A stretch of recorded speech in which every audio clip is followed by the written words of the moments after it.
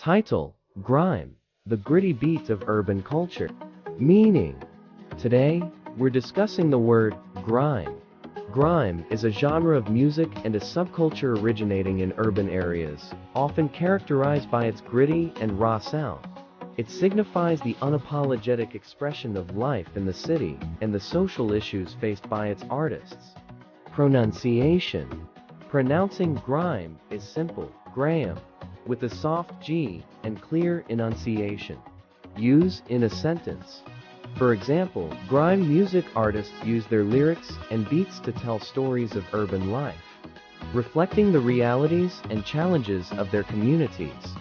Importance: grime serves as a platform for artists to voice their experiences, confront societal issues, and celebrate their culture through music and art. Conclusion: in summary, grime is a word that represents a dynamic and influential genre of music that offers an unfiltered view of urban life and culture. Thanks for joining us today on Connect to World. If you found this information helpful, please give it a thumbs up.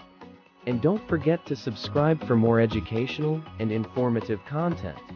Stay tuned for our next word exploration.